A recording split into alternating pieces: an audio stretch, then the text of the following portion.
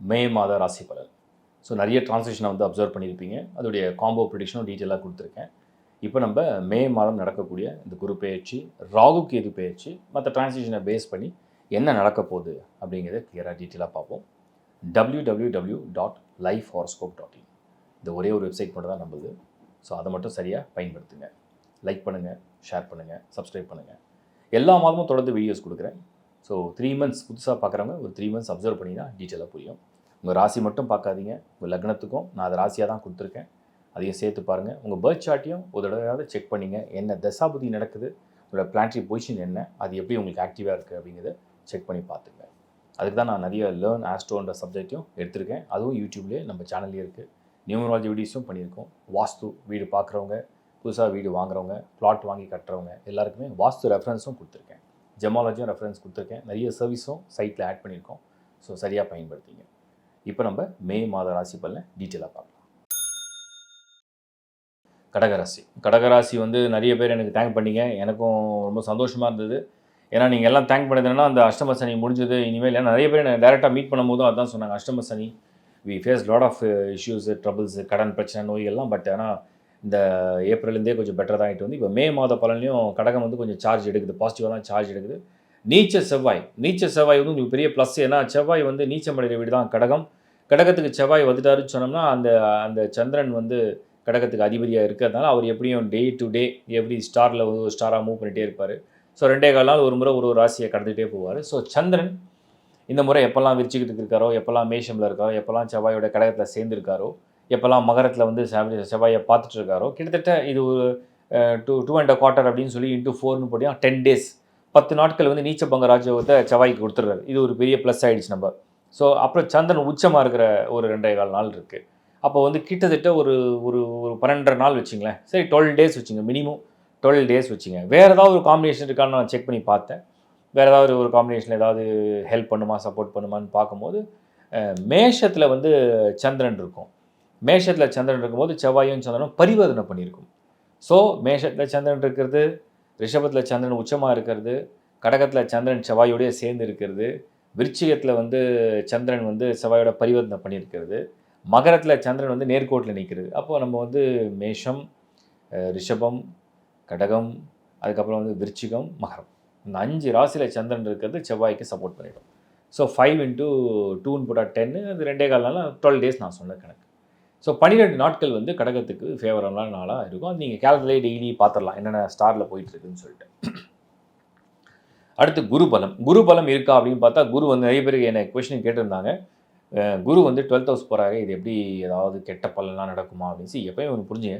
ஒரு யோக கிரகம் எந்த இடத்துல போனாலும் அது வந்து நல்லது செய்தோ இல்லையோ கெட்டது செய்யாமல் இருக்கும். 12ஆம் இடத்துல உங்களுக்கு வந்து ஒரு பாசிட்டிவ் பிளானட் போகிறார், சுபமான விரயங்கள். இது வரைக்கும் ஒரே ஏரியாவில், ஒரே லொக்கேஷனில், ஒரே இடத்துல நீங்கள் வந்து ஒரே மாதிரி வேலை பார்த்து ஸ்ட்ரெஸ் ஆகி, டென்ஷன் ஆகி, ஒரே மாதிரி லைஃப் ஸ்டைலை பார்த்து ரொம்ப போரிங்காக ஃபீல் பண்ணுறேன் அப்படின்னு நினச்சின்னா, இனி வந்து ஒரு மாதிரி ஒரு ரவுண்ட் அடிக்க போகிறீங்கன்னு அர்த்தம். அப்படி இப்படின்னு ஒரு ரவுண்ட் அடிக்க போகிறீங்க. அது உங்களுக்கு ஒரு வேறு லெவல் ஒரு எக்ஸ்பீரியன்ஸ் லைஃப்பில் கொடுக்க போகுதுன்றதை நான் வந்து பார்க்குறேன். அது ஒன்றும் கெட்டதும் கிடையாது. சுக்ரன் 9ல் சுக்ரன் வந்து உங்களுக்கு பெரிய added advantage, lord of 11 in 9.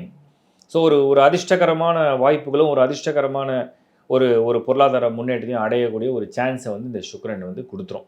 Shani 9th ஹவுஸில் தொல்லை இல்லாததே லைஃப்பில் ஒரு பெரிய விஷயம். தொல்லை இருந்தால் தான் பிரச்சனை. ஸோ ஃபஸ்ட்டு இந்த வேலை விஷயம் பார்த்தீங்கன்னா, கடகத்துக்கு நல்ல ஆப்பர்ச்சுனிட்டியை தேடுற நேரம் தான் இது.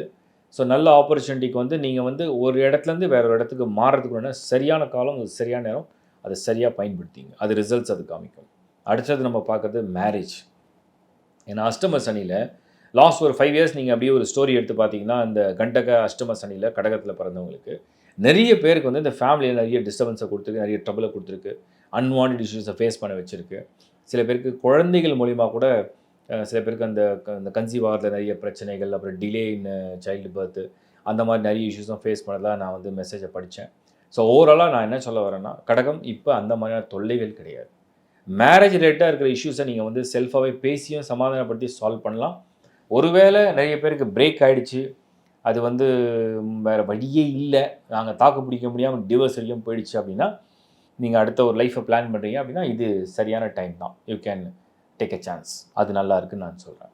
அடுத்தது வந்து நான் மாணவர்கள் மெயினாக பார்க்குறேன். ஸ்டூடெண்ட்ஸை பொறுத்த வரைக்கும் நிறைய பேருக்கு வந்து சில பேர் சக்ஸஸ்ஃபுல்லாக என்ன கஷ்டத்தாலும் முடிச்சு வெளியே வந்துட்டீங்க. ஒரு சிலருக்கு வந்து ஏதோ ஒரு பேப்பர்ஸில் பெண்டிங் இருக்குது, இன்னும் முடிக்கல, இன்னும் கம்ப்ளீட் பண்ணல, கொஞ்சம் போராடுறோம், ஸ்ட்ரகிள் ஆகிறோம், ஒரு மாதிரி மூட் அவுட் ஆகிட்டோம் நாங்கள். பட் இப்போ எங்களுக்கு வந்து பெட்டர் ஆகுமானா டெஃபினெட்லி ஐ சே எஸ். ஒரு நல்ல ஒரு எனர்ஜியோடு நீங்கள் டீல் பண்ண போகிறீங்கன்னு அர்த்தம். ஒரு எனர்ஜியோடு மறுபடியும் ப்ரிப்பேர் பண்ண போகிறீங்க. உங்களோட கான்சன்ட்ரேஷன் ஃபுல்லாக வரப்போகுதுன்னு அர்த்தம். ஸோ அந்த ஒரு நல்ல விஷயத்தை நான் வந்து கடகத்துக்கு பார்க்குறேன். இதுவும் ஒரு பாசிட்டிவாக தான் நான் பார்க்குறேன். ஓகே தான், எனக்கு தெரிஞ்சு ரொம்ப சாட்டிஸ்ஃபைடாக இருக்குது கடகத்துக்கு. ஏன்னா ஒரு மூவ் நான் பார்த்துட்டு தான் இருக்கேன். நான் ஒன் கொஸ்டின் எல்லாரும் கேட்டது என்னென்னா, இந்த ராகு கேது வருதே கடகத்துக்கு வந்து செகண்ட் 8th ஹவுஸில் வந்து ராகு கேது பொசிஷன் எடுக்கிறாங்க மே மாதம் 18ஆம் தேதி. அது ஏதாவது ட்ரபிள் பண்ணிடுவாங்களா அப்படின்னு கேட்டால், என்னை பொறுத்த வரைக்கும் கேது என்றால் என்ன அப்படின்னா, சம்பந்தமே இல்லாத நபர்கள், சம்பந்தமே இல்லாத விஷயத்த அப்படியே போகிற போக்கில் நம்ம காதில் அப்படி போட்டு போயிடுவாங்க. அப்படி போகிற போக்கில் ஏதோ ஒரு காதில் வந்து ஒரு ஒரு ஒரு அப்படியே ஒரு மெசேஜை பாஸ் பண்ணி, இல்லை உங்களை சார்ந்த நபர்கள்கிட்ட ஒரு ஃபோன் பண்ணி இந்த மாதிரி சோன்னு சொல்லிட்டு அது உங்கள் காதுக்கு வர மாதிரி இன்டைரக்டாக ஒரு ஒரு ஒரு ஒரு கோல் போடுவாங்க. இங்கே தான் நீங்கள் ஜாக்கிரதையாக இருக்கணும். ஏன்னா கேது செகண்ட் ஹவுஸ்னால் என்ன தெரியுமா?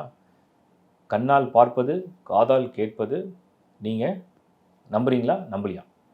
ஸோ நீங்கள் தீர விசாரிப்பதே மெய் அப்படின்னு ஒன்று இருக்கு இல்லையா? கண்ணால் பார்ப்பது, காதால் கேட்பது பொய், தீர விசாரிப்பதே மெய். அதுதான் கேது பண்ண போகுது. ஸோ இதில் உஷாராயிடுங்கன்ற நான். கடகராசியை சேர்ந்தவங்க யார் என்ன சொன்னாலும், இவர் அதை சொன்னாருங்க, அவர் இதை சொன்னாருங்க, இவங்க அதை சொன்னாங்க, அவங்க இது இப்போ பெண்கள் வந்து பார்த்திங்கன்னா இந்த ஃபேமிலியில் வந்து பார்த்திங்கன்னா இவங்க அப்படி சொன்னாங்க, அவங்க இப்படி சொன்னி, இப்படி சொன்னியா, நீ அப்படி சொன்னியா அப்படிங்கிற மாதிரி நிறைய விஷயம் காதுபட அப்படியே வந்துகிட்டே இருக்கும். பட் அதை நம்பாதீங்கன்ற நான். ஏன்னா அவங்க சொன்ன விதம் ஒன்றா இருக்கும், அவங்க சொன்ன சூழ்நிலை ஒன்றா இருக்கும், அவங்க சொல்கிற விஷயம் ஒன்றா இருக்கும். பட் கேட்கும் போது அது வந்து பாஸ் பண்ணி வரும்போது மாறி வந்து லாஸ்ட்டில் வேறு மாதிரி ஒரு ரிசல்ட்டை நிற்கும். ஸோ இதை தான் நீங்கள் வந்து புரிஞ்சுக்கணும். ஸோ கடகம் கேது செகண்ட் ஹவுஸில் வராருன்னு சொன்னோம்னா, கண்ணால் பார்ப்பதும் பொய், காதால் கேட்பதும் பொய், தீர விசாரிப்பதே மெய். இதை உணர்ந்துட்டிங்கன்னா அந்த கேது உங்களை ஒன்றுமே செய்ய மாட்டார். நிறைய ஃபேமிலியில் எப்படி இந்த மிஸ் அண்டர்ஸ்டாண்டிங் கேது கொண்டு வரும். நான் நிறைய கேதுடைய ஹாரோஸ்கோப்லாம் நிறைய பார்த்துருக்கேன். கேது செகண்ட் ஹவுஸில் டாமினேட் பண்ணுற ஹாரோஸ்கோப்லாம் நான் பார்த்துருக்கேன். அவங்களுக்குலாம் ஃபேமிலியில் வந்து பார்த்திங்கன்னா அந்த ஃபேமிலி லைஃப்பில் வந்து ட்ரஸ்ட் இஷ்யூ இருக்கும். ஏன் ட்ரஸ்ட் இஷ்யூ இருக்குன்னா, எப்போவுமே ஒருத்தரை சந்தேகப்பட வைக்கும். எப்படி சந்தேகப்பட, இது இருக்குமோ, இது நடந்திருக்குமோ, இது வந்து அப்படியா இருக்குமோ, இவருக்கு அப்படி இருக்குமோ, அவருக்கு இப்படி இருக்குமோ, இவருக்கு இந்த பழக்கம் இருக்குமோ, இவருக்கு இப்படி தொடர்பு இருக்குமோ, இந்த மாதிரி நிறைய விஷயத்தை வந்து கன்ஃபியூஷன்ஸாக கொடுக்கும். பட் ஆனால் அது கேது வந்து ஒரு குழப்பத்தை தான் செய்யும். அதான் தான் தீர விசாரிப்பது மெயின்னு சொன்னேன். அடுத்து வந்து ராகு 8th ஹவுஸில் அதை பற்றி நிறைய பேர் கேட்டாங்க. 8ஆம் இடம் வந்து எங்களுக்கு வந்து சனி வீட்டில் இருக்குது ராகு. அது வந்து கடகத்துக்கு வந்து ஏதாவது வந்து ஒரு கெடுதல் செய்யுமா, ஏதாவது நோய் வருமா, ஏதாவது வருத்தம் வருமா, ஏதாவது பிரச்சனை வருமா, அப்படி இப்படின்னு சொல்லிட்டு நிறைய பேர் கேட்டாங்க. பட் நான் வந்து அது நல்லா டீட்டெயிலாக பார்த்துட்டேன். ராகு வந்து சனியோடைய வீட்டில் பொசிஷன் எடுக்குது. சனி 9th ஹவுஸில் போயிருக்கு. அதனால் பெரிய பாதிப்பு ராகுவால் இல்லை.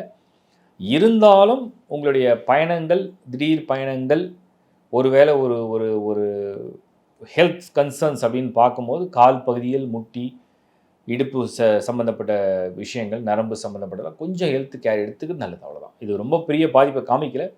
இதுதான் அலட்சியமாக இருக்க வேணாம்னு மட்டும் நான் சொல்கிறேன். அதுக்கப்புறம் மேரேஜ் ப்ரப்போஸ் சொல்லிட்டேன். மாணவர்களுக்கும் ரொம்ப பாசிட்டிவாக தான் ஹோப் கொடுத்துருக்கேன்.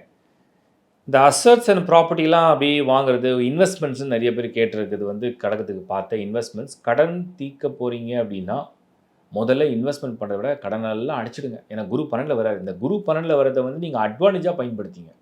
12னா என்ன? விரயம். விரயம்னா என்ன? பணம். குருனா பணம், பணம் பொருள் எல்லாம் சொல்கிறோம்.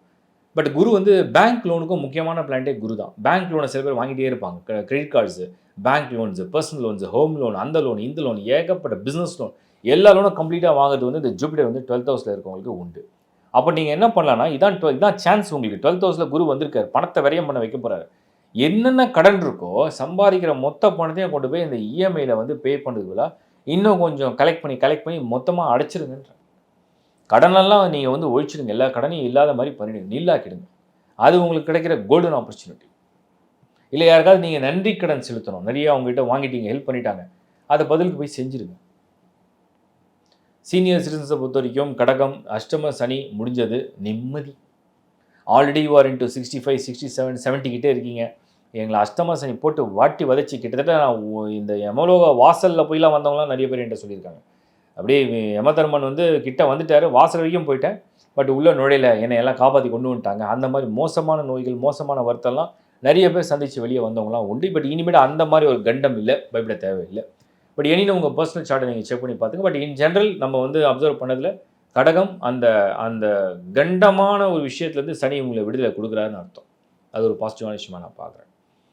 அடுத்தது வந்து ஓவராலாக பார்த்ததுல ஒரு திருப்திகரமான மாதமா அப்படின்னு யோசிச்சு பார்த்தேன். சுக்கிரனால ஆதாயம் உண்டு, சனியால உண்டு, ராகு கேதுவால உண்டு, சூரியனால பிரமாதமான பலன் உண்டு. அதிகார பதவிகளுக்காக காத்திருக்கவங்க, கடகத்தில அதிகார பதவிகளுக்காக காத்திருக்கவங்களுக்கு உச்சமான சூரியன் பிறகு வந்து 11th ஹவுஸ்ல வரக்கூடிய சூரியன் ரிசல்ட்டை தரப்போகுதுன்னு அர்த்தம். ஆல்மோஸ்ட் இதெல்லாம் ரொம்ப பாசிட்டிவாக வந்திருக்கு. என்னுடைய மனமார்ந்த வாழ்த்துக்கள். சந்தோஷமாக ரொம்ப அமைதியாக திட்டமிட்டு ஒவ்வொரு முயற்சியும் செய்யுங்க, வெற்றி அடைவீங்க. வாழ்த்துக்கள். இப்போ நீங்கள் பார்த்தது ஒரு பொது பலன் தான். ஒரு பொது பலனே நிறைய பொருந்தும், உங்களுக்கு பொருந்தாமல் இருக்காது, கண்டிப்பாக பொருந்தும். வெறும் ராசி அடிப்படையில் எடுத்தாலே அந்த எமோஷன்ஸ் அந்த மைண்ட் செட்லாம் எப்படி இருக்குன்றது கிளியராக பொருந்தும்.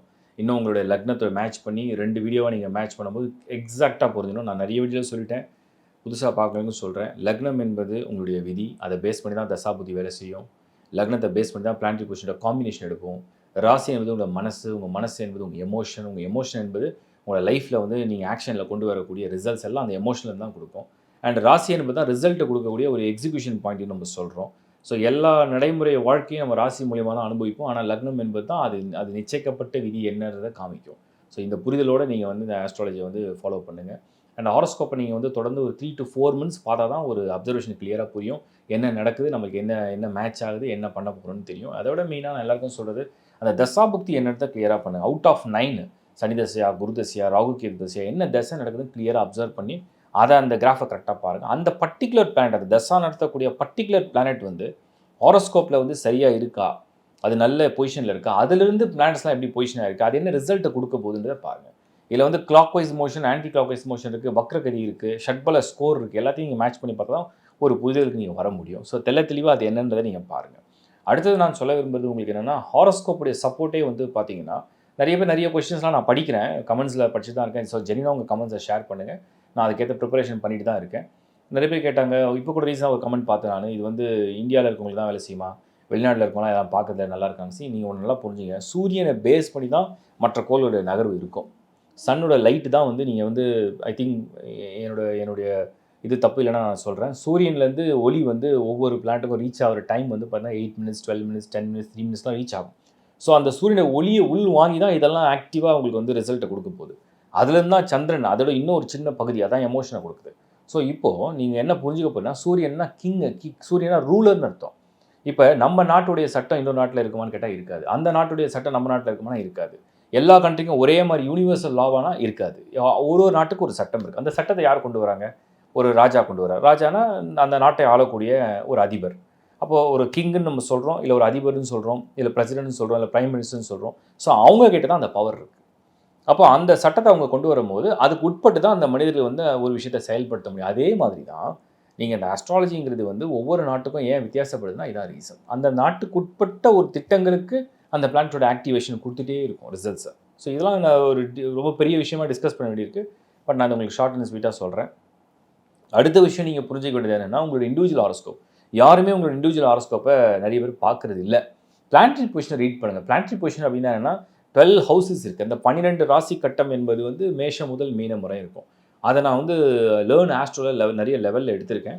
ஸோ மேஷம், ரிஷபம், மிதுனம், கடகம் லைனாக இருக்கும். அதில் எந்தெந்த ஹவுஸில் உங்களுக்கு என்னென்ன பிளானட் ஃபில் ஆகிருக்குன்னு பாருங்கள். அதில் இன்னும் டீப்பாக படிக்க முடிஞ்சுன்னா என்ன நட்சத்திரத்தில் பொசிஷன் எடுத்துருக்குன்னு பாருங்கள். அதெல்லாம் தான் ரிசல்ட்டை காமிக்கும். என்ன நடக்க போகுது, எப்படி நடக்க போகுது அப்படின்றத இன்னொரு டீப்பாக ரிசல்ட்ஸை காமிக்கும். ஸோ இந்த ரீடிங்கோட இந்த ஹாரோஸ்கோப் நான் மந்த்லி கொடுக்குறத மேட்ச் பண்ணிங்கன்னா தெளிவாக உங்களுக்கு என்ன நடக்க போகுது, அது எவ்வளோ தூரம் மேட்ச் ஆக போகுதுன்னு நீங்கள் புரிஞ்சிக்கலான்றது என்னுடைய தாழ்மையான கருத்து. மற்றும் இந்த மாத பலன்களை தொடர்ந்து ஃபாலோ பண்ணுறதுக்கு என்னுடைய மனமார்ந்த நன்றி. இன்னும் எவ்வளோ தூரம் அதை பெட்டராக பண்ண முடியுமோ பண்ணிட்டு தான் இருக்கும். இதில் நிறைய பேர் காம்போ பண்ண சொல்லி கேட்டிங்க. மாத பலன் காம்போ பண்ணுறது it's a tough job. Translation நான் பண்ணிடுறேன். பட் மாத பலன் இந்த அளவுக்கு காம்போ பண்ணுறது இட்ஸ் அ டஃப் ஜாப். அது வந்து இன்னும் பயங்கரமான ஒரு காம்பினேஷன்ஸோடு நான் வந்து கால்குலேஷனை போடணும். அது ரிசர்ச் பண்ணிகிட்ருக்கேன், எப்படி பண்ணலான்னு சொல்லிட்டு ட்ரை பண்ணுறேன். I will try the best. மற்ற கமெண்ட்ஸ்லாம் ஆன்சர் பண்ணியிருக்கேன். அண்டு இந்த மாத பலன் நீங்கள் தொடர்ந்து பார்க்குறதுனால மற்றவங்க இதை ஷேர் பண்ணுங்கள். ஏதாவது வகையில் உங்களுக்கு பயன்படணும், அது சந்தோஷம் தான். ஏன்னா நிறைய பேர் வந்து இந்த அஷ்டம சனி நடந்து முடிஞ்ச பிறகு நாங்கள் வந்து இன்வெஸ்ட் பண்ணிட்டோம், வீடை வாங்கிட்டோம், அதை பண்ணிட்டோம், லேட்டாக வந்து என்கிட்ட வந்து பார்க்குறாங்க. பட் நான் என்ன நினைக்கிறேன்னா, ஒரு விஷயம் நடக்கிறதுக்கு முன்னாடியே ஒரு ரெஃபரன்ஸ் எடுத்தால் நல்லது. இந்த இப்போ சப்போஸ் முக்கியமான விஷயம் நான் சொல்கிறேன், ஒரு பிஸ்னஸ் பண்ணுறீங்க, அந்த பிஸ்னஸை வந்து ஏதோ ஒரு பெரிய அமௌண்ட் இன்வெஸ்ட் பண்ண போகிறீங்க, அது ஒரு தடவை முன்னாடி கேட்டால் தப்பு ஒன்றும் கிடையாது. ஒரு கல்யாணம் பண்ண போகிறீங்க, அது கரெக்டாக பர்ஃபெக்டாக மேட்ச் ஆகுதான்னு செக் பண்ணல, ஒன்றும் பெரிய தப்பு கிடையாது. முக்கியமான விஷயங்கள். அடுத்தது வந்து ஒரு வெஹிக்கிள் வாங்க போகிறீங்க, இது சரியான டைமா? எந்த நம்பர் உங்களுக்கு லக்கியாக இருக்கும்? அதை என்னைக்காவது செக் பண்ணி பார்த்துருக்கீங்களா? அது ஒரு செக் பண்ணி பார்க்கலாம். வாஸ்து, வீடு மெயின். வீடு வந்து நீங்கள் நல்லா இருந்தால் தான், எப்பயும் ஒன்று புரிஞ்சுங்க, நீங்கள் வசிக்கிற வீடு உங்களுக்கு நல்லா இருந்தால், உங்கள் வாழ்க்கை வந்து ரொம்ப பிரமாதமாக இருக்கும். நீங்கள் வசிக்கிற வீடுங்கிறது உங்கள் பர்ட்டிகுலராக உங்கள் ராசிக்கு மட்டும் கிடையாது, அது ஃபேமிலி. ஸோ டோட்டலாகவே இந்த வாஸ்து மேப் ரொம்ப நல்லா இருக்கும். அதுக்கு நிறைய வீடியோ பண்ணி கொடுத்துருக்கேன். லேர்ன் வாஸ்துவில் போனீங்கன்னா அதுக்கு ஏகப்பட்ட வீடியோஸ் பண்ணி கொடுத்து அதெல்லாம் பாருங்கள். பார்த்து சரியாக பயன்படுத்திங்க. இல்லை அதை எப்படி சரி பண்ண முடியும்னு பார்த்துங்க. ஸோ தொடர்ந்து இந்த சேவையை உங்கள் மாதிரி பண்ணிட்டு தான் இருக்கேன். நீங்களும் எனக்கு ரொம்ப மனமார்ந்த ஆதரவு கொடுத்து தான் இருக்கீங்க. மியூச்சுவலாக நான் வந்து உங்களுக்கு வந்து என்னோடய வாழ்த்துக்களை ஷேர் பண்ணிக்கிறேன். நல்லபடியாக இந்த கிரக பயிற்சிகள்லாம் நல்லபடியாக உங்களுக்கு நடக்கணும். இந்த மனமார்ந்த பிரார்த்தனை எல்லாம் உள்ள இறைவன்கிட்ட. மீண்டும் உங்களை சந்திக்கிறேன். Bye from Shankar Narayan. வணக்கம்.